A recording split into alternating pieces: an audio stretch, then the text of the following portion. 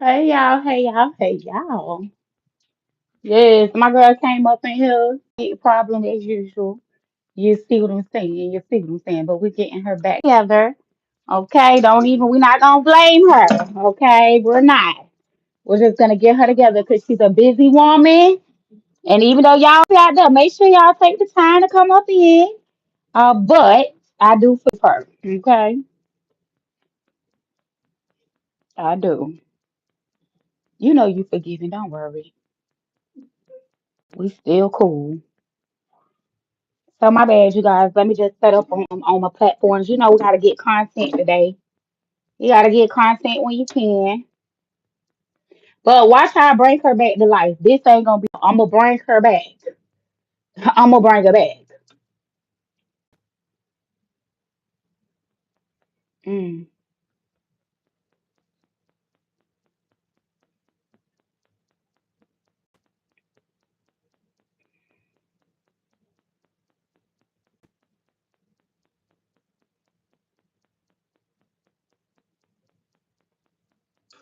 Okay, y'all. And put it on Instagram.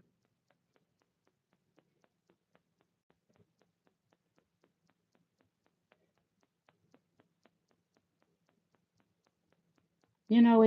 I'm gonna go on TikTok. I should do Instagram, but I'm just gonna go ahead and I'm just gonna do TikTok. Close, turn it this way so you can't be seen like this.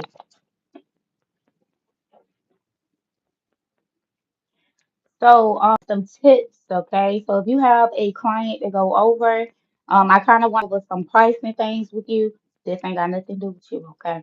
I'm just going over some pricing stuff, and then I'm going to go over some tips, that you can actually use. Okay? Some tips you can use. Put that up. Y'all see my girl? My girl was a runner. She's a runner. She's a track star. Y'all, she be gone. She be gone. But don't worry, we got her. Came in. That's all that matters. That she came in, you guys. So we get it together. So again, so let me go over some stuff that y'all might need to know and that can help you guys out with y'all business. When it comes down to clients that's possibly over. I know sometimes it is hard to do pricing. And it is hard to figure out exactly what's fair. A lot of people actually start to do an hourly rate if your client is over by a certain amount, just so that it can be fair and they know how much they are. Well, they ain't gonna typically know how much they're getting charged, but what they will know is that an estimate. Like you could give them an estimate. Hey, this gonna take about 5 hours. You do your flat fee for some people after a certain amount of hours, and then after that it goes into an hourly service. And some people I do know just started an hourly service for any time like you're over by an extended period of time. Okay. For some people, it is easier to have a base price and then another additional price for any amount of weeks that you are over. So, like for me, I may charge $35 per week that is over on top of the retirement fee. Mine's right now is 185. But typically my girls inside the shop is about 150 to 155. And then basically each week after that they would charge a certain amount, the overage. So if a person is, 10 weeks, you would do the amount of 6 weeks for their regular appointment time. And then you would do $35 per week for every week after the 6 week point. Okay. 10, that's 4 extra weeks. So then you would charge the $35 after. Hey child. What it say? That listen, Lord. Don't even worry about it. I'm tired. I be trying to do that, y'all. And just forgive me because baby, it's not that tight. Me and pronunciation. I was born with these hands, baby, not with the art of language. Everything ain't gonna come out. But anyway, to get back into the lesson.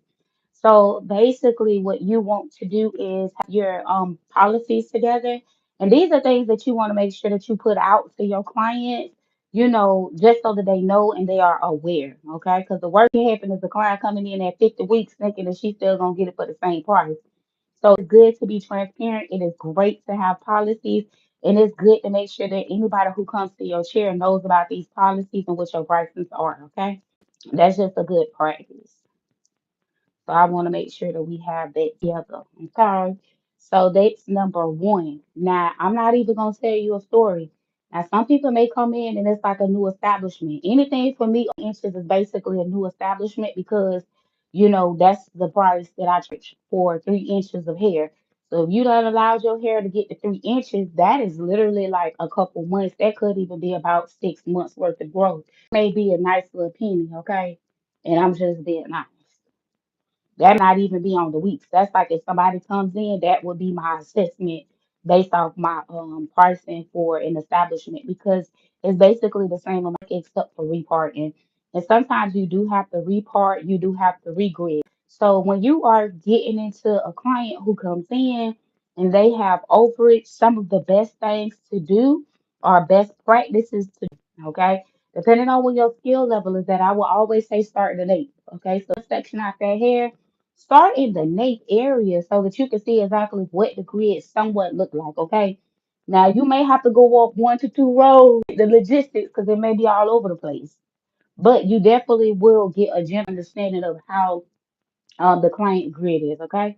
So what I honestly would say is start from the nape and then actually work yourself up, okay? You're gonna figure it out, okay? And then also too as well, don't just stop in that back area, continue that grid all the way up to the side. So meaning once you get to a row right here, okay, you're going to find the first row in the front, okay? And then continue to connect that so that you can re-grid it the way that you need to. If you need to any merging because the locks are very weak or unstable, merge with the lock that is next door to it so that it is still in the same exact row, okay? Don't merge from top to bottom because now you done messed up that whole sequence and now you got the whole lock that's, horizontal out of nowhere and then you have the rest. So just merge side to side because it will flow with the grid much better, okay? Also, too, as well, when you get started in there, sometimes because the person hadn't done in so long, their hair tends to be matted. So, what I am going to tell you is that sometimes you got to take your tool or whatever device that you are using to make sure that you apply a lot of pressure, okay, or let's say tension. You need tension to pull back as much as possible and to get through as much as possible, even if the hair is matted. Try to make sure you start right there at that point to where the hair is up. You want to start putting rotations, continuing on. Because if not, and you just allow yourself to get in as much as possible, but it's a gap point to where you start the rotation, that is going to be considered a hole. So you want to make sure that you get those things together so you don't have those problems. Because the worst thing to happen is that a client go home and shampoo their hair, and now all of that space and them rotation fade. So now either you got a lot of new growth or you're going to be stuck with a hole. It's one or the other. Or you may be doing some maintenance a little bit later by trying to fill in those holes. So again, use best practices when going in and doing maintenance. And make sure that you are comfortable with doing it. Make sure you got your practice in on just a few overage reties before you go into that. Hello. Thank you for joining. Tamika, how do you fix your hole? Sometimes it's the end and starting rotations in that area where the hole is located at. Hold on, y'all. Yeah, going in and creations where the hole is at, but it really just depends. It's for an actual location because sometimes you may have a pattern that has holes in it, and those may not necessarily be holes. They just need to swell out and then eventually lock. And then they'll not be visible.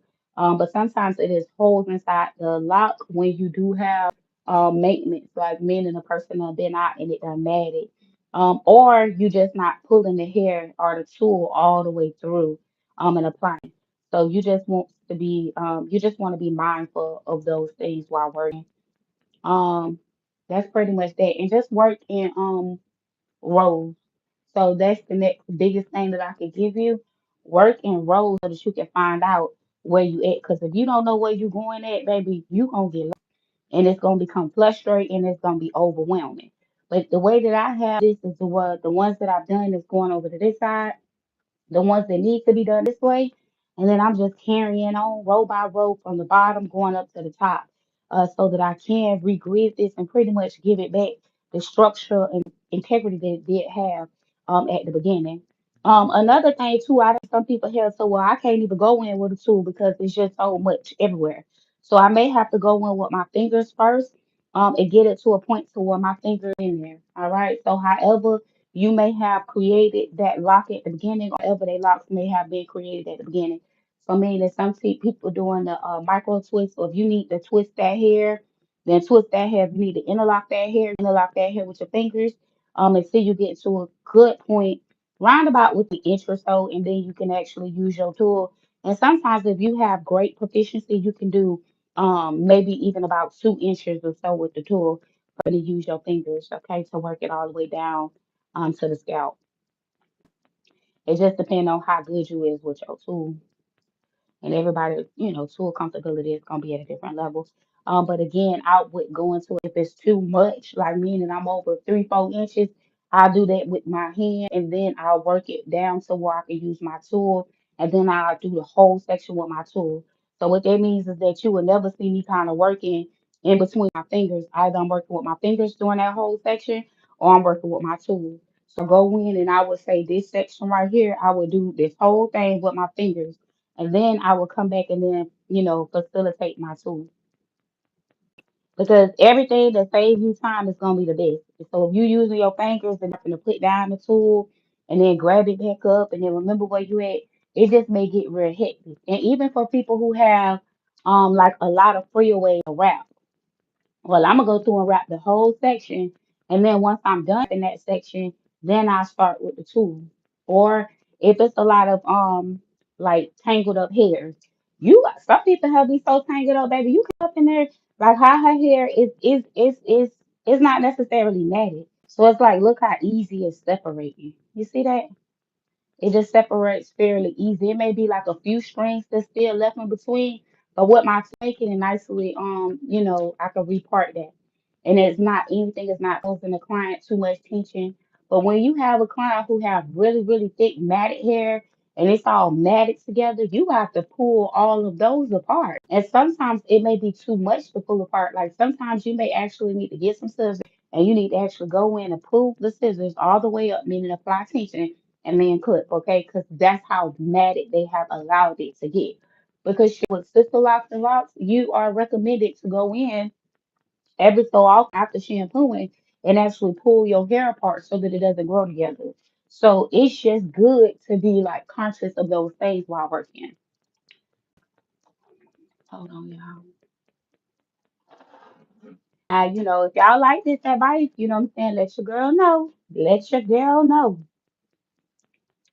Let your girl know. And also too, it's always good as warning. So like I ain't talking about you.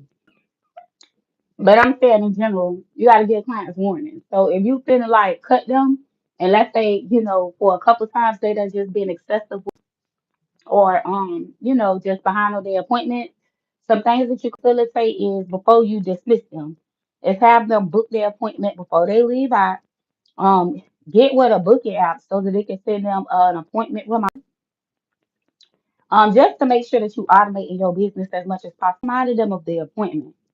Then also what you could do after that is let them know, hey, most of the time after you charge them a nice fee, they gonna be on time, okay? But I'm just letting you know, give them a warning that that will be the last time that they able to do that. You know what I'm saying? And just tell them that it's a lot on your hands, because it really is a lot on your hands when you're trying to get all those rotations in. And it just messes up the schedule, because now you have to find places to put them in and stuff like that. So just vocate that, in the most professional way that you can.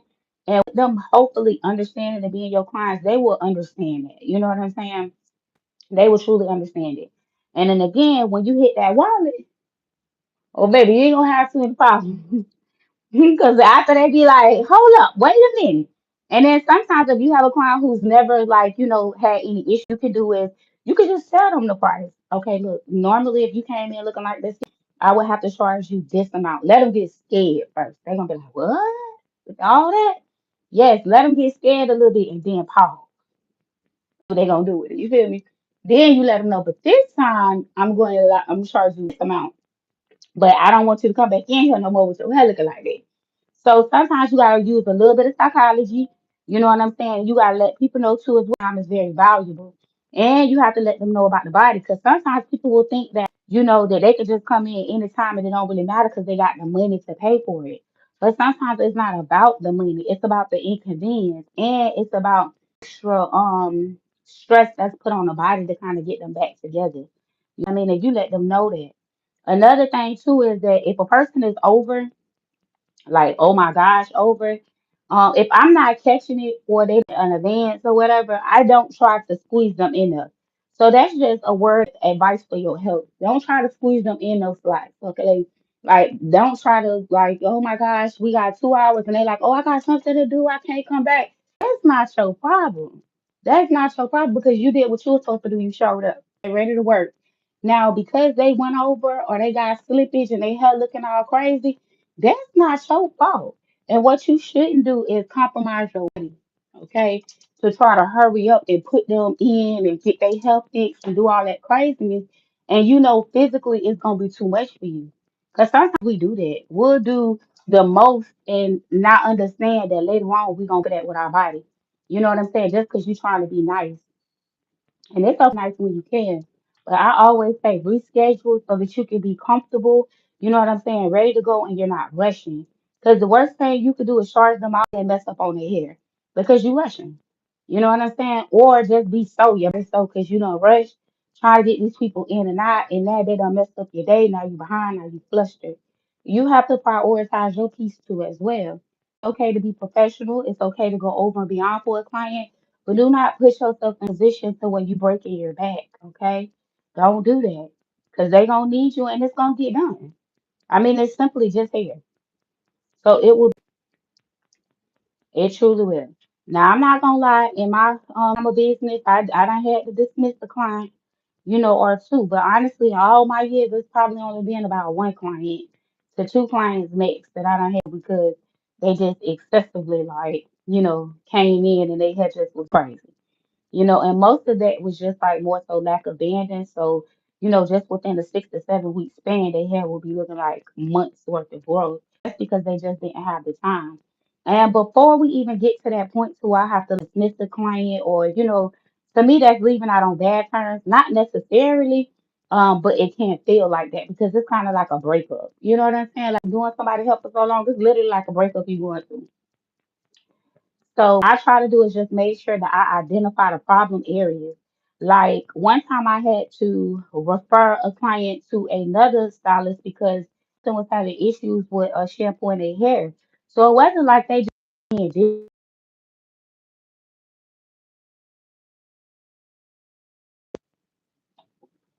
No, don't mess up my life. Did we come by?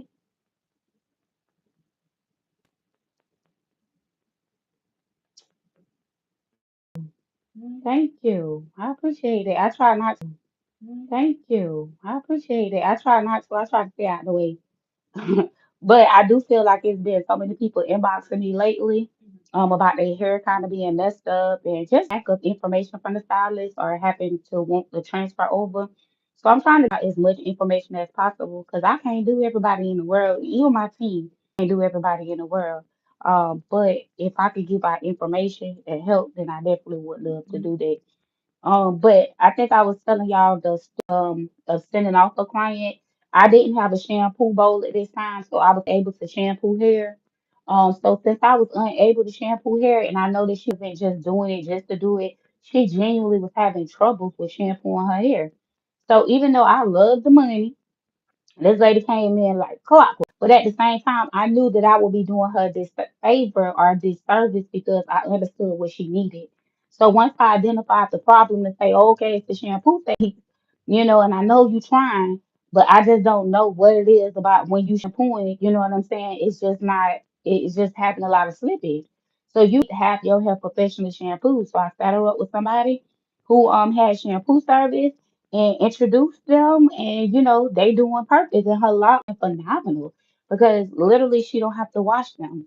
So sometimes you have to work in those type of areas or lose a client for a benefit of somebody's lock journey. And at the end of the day, whatever client that leaves, a new one will appear. So at the end of the day, it's okay. I feel like as a professional, my job is to ensure that whoever come to me, I give them the best advice. Even if that advice don't sit well with my pockets, it's not about that. It's just about making sure that the client get what they need. So, that's what I want out for today's education. So, thank you guys for tuning in. I appreciate sharing information. If y'all got questions about anything that I stated, or just have some more general questions just in the lock journey, or you doing locks yourself, then hit me up. I'm cool. Comment on the video. Make sure y'all like, comment, and subscribe. Cause I be forgetting to say that. Like, comment, and subscribe. And make sure y'all go sign up for the rest of our platform. If you like our stuff on Facebook, we mostly do our pictures. You can check out Be Natural Locks or send me a request at Tamika Clark. But we're going to be shifting over to the Be Natural Locks page so that y'all get even more content on there because I do share a lot on my personal page. Now we do have that page still bumping. It's nothing, but at the same time, get it bumping even harder. And definitely make sure if y'all trying to increase sales or increase y'all skills, check out Be Natural Locks or BNL Hair Academy .org. Okay, and take some of our classes and get yourself proficient because education is power. Okay, they say not just power, it absolutely is. So definitely get educated. We have professional one-on-one. This is just going over issues like what stuff that you should work on, stuff that you shouldn't work on, and just like a general etiquette stuff that you would need to know when working around a hair and scalp. If you are a client and you feel as though you have bad information or you don't know, let's just say that you don't know, but some just ain't sitting right. Y'all check out B&L Hair Academy for our consultation video. It is only $4.99. Okay. If you are a stylist, we have some styles available as low as 99 cents. So y'all, if y'all got know, y'all better get over there and get that education because to me, it's so low, it's free. But I did that so that I can make sure that you guys get what y'all need. Okay. So have a blessed day.